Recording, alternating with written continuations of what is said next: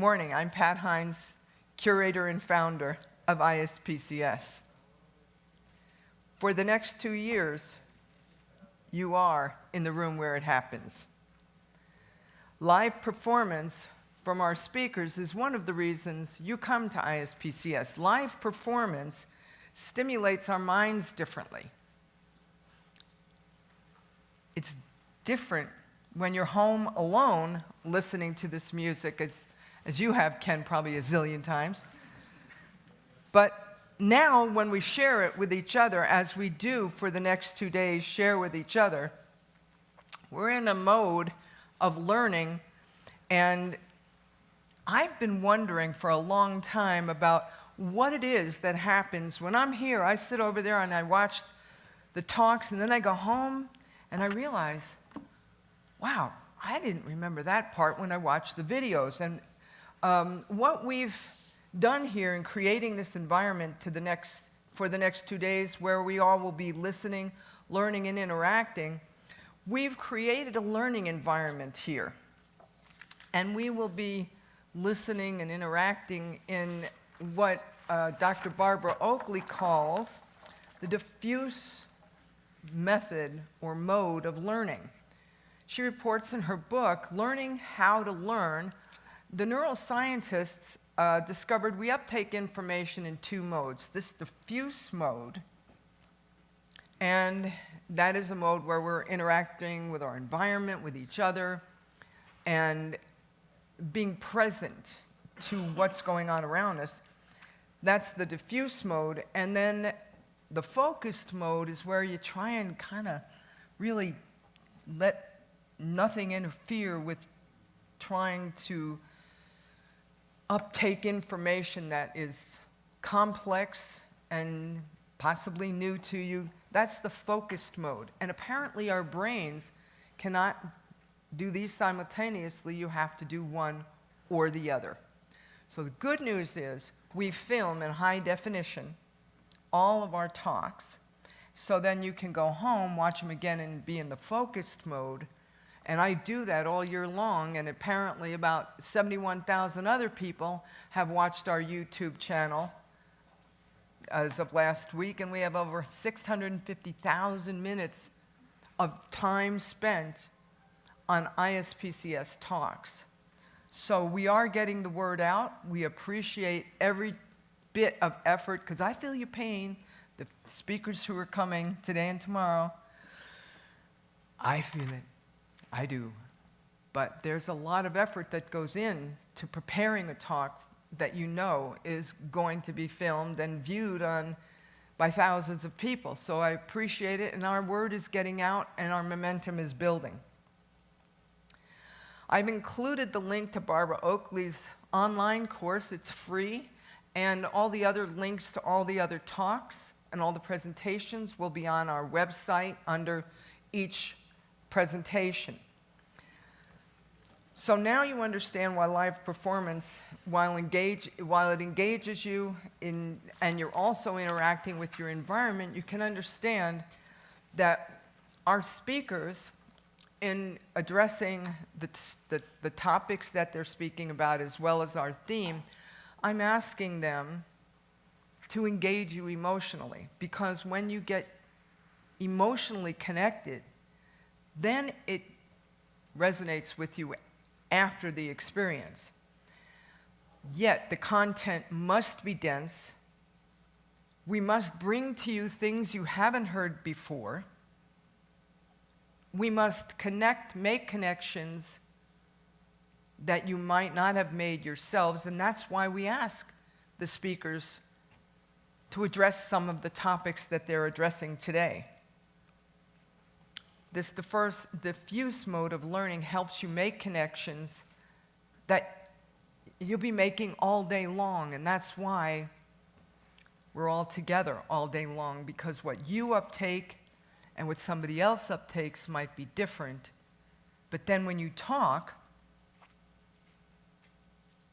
whether it's over lunch, over a latte, chewing a banana, whatever it takes, we as humans need each other to create this and maximize this diffuse mode of learning. But then also, I intentionally designed the show so that we have pauses. So we have, for example, this 10-minute Q&A after the keynotes, for example. It's a way to give your mind a rest, to consolidate a little bit, and we're asking you intentionally, write your thoughts down and deliver them to the master moderators so that we can reflect back to the speakers what the audience has been thinking about during the time they're speaking. As you walk through the museum, this is one more part of the design, why we're on a 16-acre site, and you saw the cows. Unusual show, we agree. But this is a museum. Your entrance fee entitles you to see everything. You can take a walk and go visit the cows to take a break. They like the company, they do. They think you have hay, but usually you don't.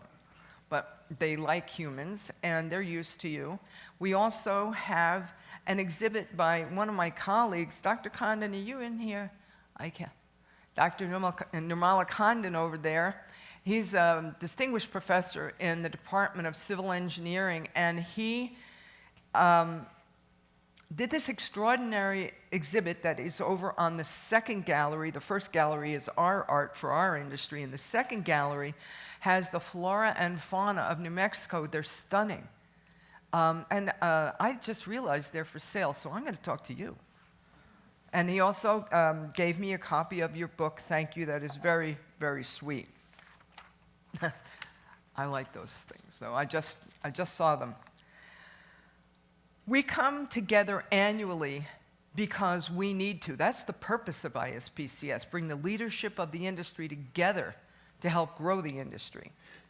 Vice President Pence brought the leadership of the agencies in the federal government together last week and reconvened the National Space Council for the first time in 25 years. And we very much agree that that is a wise thing to do at this time in our industry. It was agreed that the Council acknowledged the strategic importance of cislunar space as a proving ground for missions to Mars, to advance our incremental approach to going farther out in exploring the solar system. And the people working on the missions, those missions, are in the room where it happens right here. So, there's a reason we invite people at this time to talk about these topics, because this is a snapshot of the industry at the time of this conference. We want you to hear from prime sources. This is another thing that's essential about ISPCS, prime sources. That way you've heard it essentially from the horse's mouth. These are people from the agencies and the companies that are creating not only visions, but executing the plans and developing the technologies that will get us where we've all agreed we need to be going. Today and tomorrow, we're talking about what else and who else we need. We need investors. We eat capital in big gobs. We need investors because we know the federal government has limited capability to support things that commercial companies are already doing. So we need people who are investors, who are wise and smart enough to understand what it is we're doing. We have a couple of them here. We need people who have the political will to maintain the continuity of purpose. We need the partners, their partners, and most assuredly, we need all of you. You are agents of cause and effect. There's no doubt about it. You wouldn't be here if you didn't get this. The commercial approach to space access is a team enterprise, and we have all of that in common because space is a team effort. We eat together, We learn together, we share this beauty together and ideas together, and we need you all. And that's why there's no breakouts. We keep this community together, we keep you together for 2 days, because you're gonna learn from each other too. I learn from all of you. We will be talking about finance and wealth, and I know that there are a lot of engineers here, but you know, you all are program managers. Your division and agency administrators, we gotta know where the money is. Using and acquiring wealth takes a plan. Acquiring wealth is one set of skills, and Warren Buffett, who, you know, he's wired to accumulate, he's a collector. But his biggest challenge is spending the money. Underutilized capital is something we don't want to have intentionally happening consistently in our industry. Carissa Christensen, who's an analyst in our industry and has been following our industry for a long time, recently released a report titled Startup Space. And Startup Space, this report elucidates a lot of what's going on in the startup ventures. During the 2 days, we're also going to be talking about how we define some of the segments within our industry. And the startup venture segment is something that we have to be able to understand. That's how some of the people describe SpaceX as a startup. Blue Origin, a startup. Since 2000, $16.6 billion has been attracted to our industry. But the most important part of this is 80% of the value of that acquisition was created in the last 5 years. So the value of the $16.6 billion that investors have acquired ventures in our industry, the value has increased by 80% in the last 5 years. So momentum is building. We understand in physics weak and strong forces. In economics, confidence grounded in the heritage of achievement is what is drawing people to us, achievement. That's the strong force that is attracting people to us.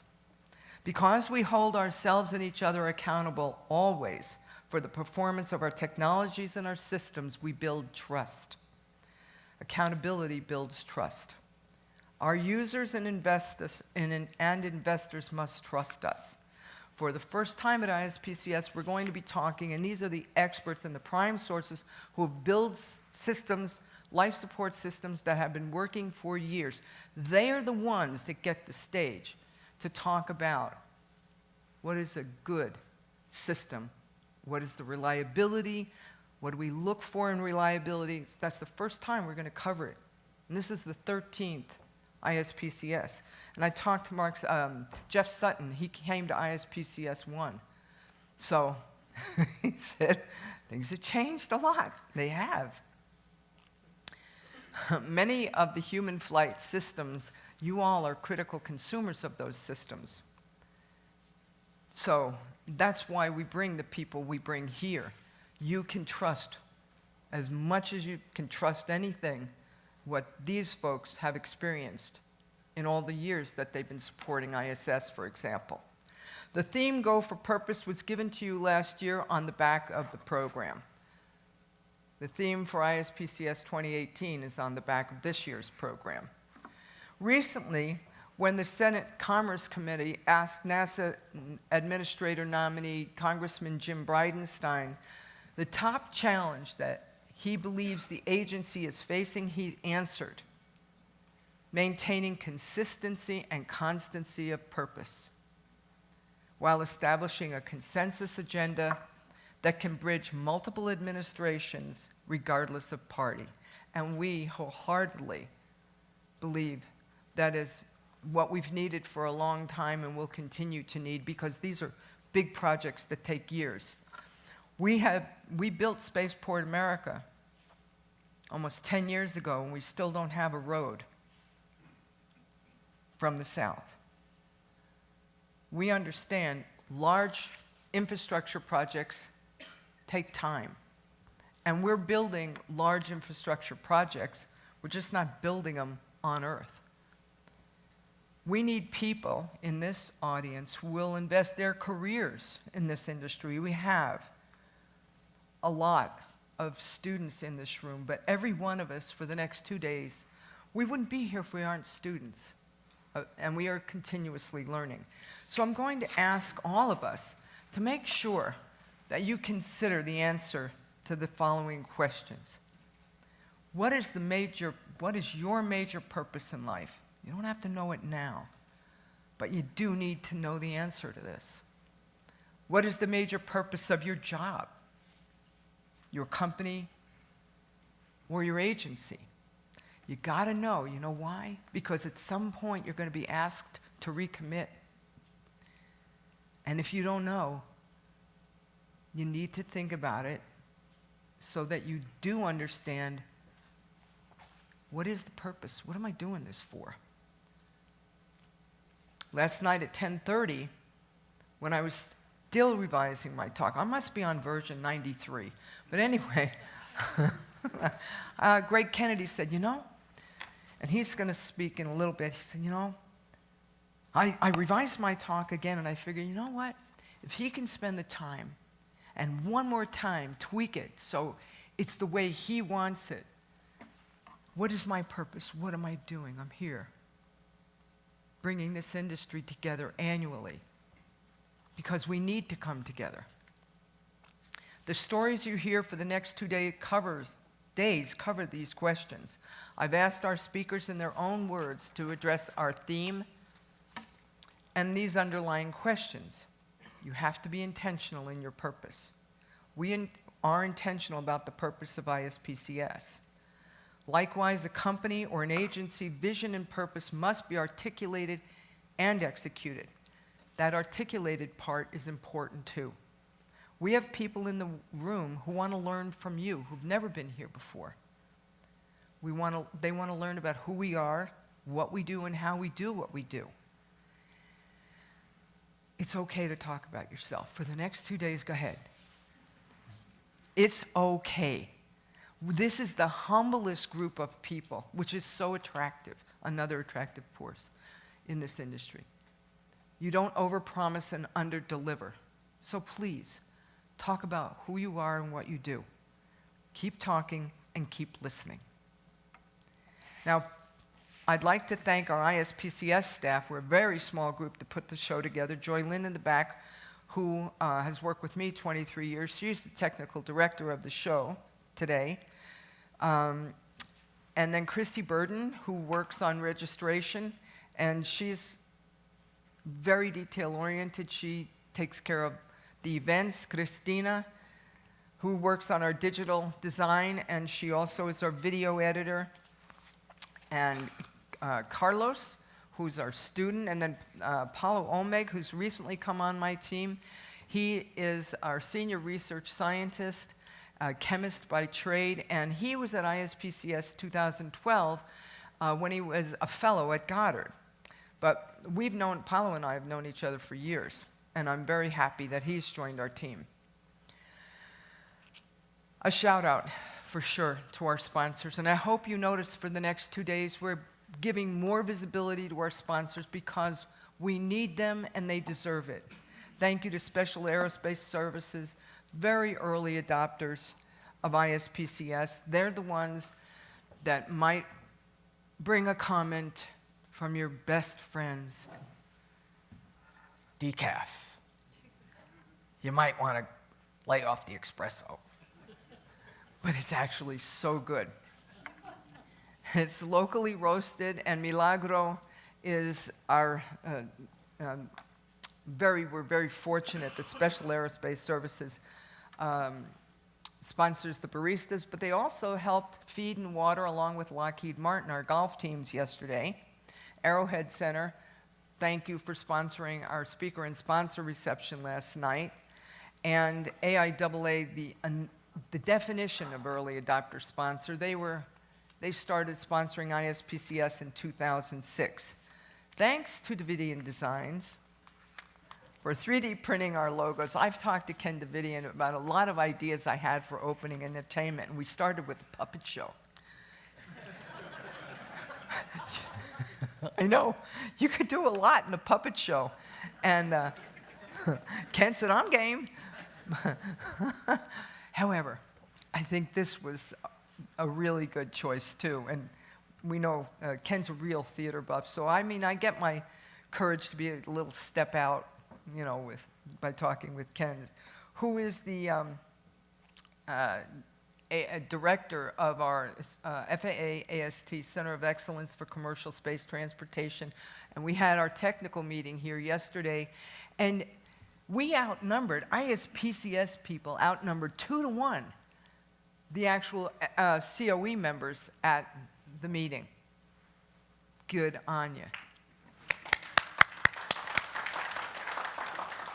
You are curious. So this wonderful printed program here was done by Tim Lutke with Orbital ATK and Frank DeMauro on Orbital. Thank you so much for your sponsorship. It is the wind under our wings. We need these sponsorships to help us put this show on. I hope you notice we'll be increasing our focus on our sponsors. New to ISPCS, we will run the movie Mission Control Unsung Heroes of Apollo. It's a 45-minute movie we will run during lunch each day, and it will be announced so you can come in and watch it. We worked on the Apollo program here at NASA White Sands Test Facility. This is our story, too. It's my honor now to introduce my master moderator, Wayne Hale, Director of Human Spaceflight and Energy at Special Aerospace Services. Wayne worked in mission control, and you can see his bio in the program. But I'm going to read a quote that I don't know if many of you have heard this quote before. He was addressing the NASA employees after return to flight in 2004. And here's what he said, and it's relevant for us right here and right now. You must understand that every time the countdown clock reaches T0, we bet the future, and we do it with the whole world watching. Not only are we wagering the program, we lay the agency on the line. Not only is the agency at risk, but national pride and esteem are in question. Not only national pride is at stake, but we place the human exploration of the cosmos for a generation on the table. The goal of exploring and settling the solar system will not be accomplished in our lifetime or in the lifetime of our children. But we, here and now, are called to run our lap with skill, dedication, vigilance, hard work, and pride. It's my honor to have you join us again. Thank you.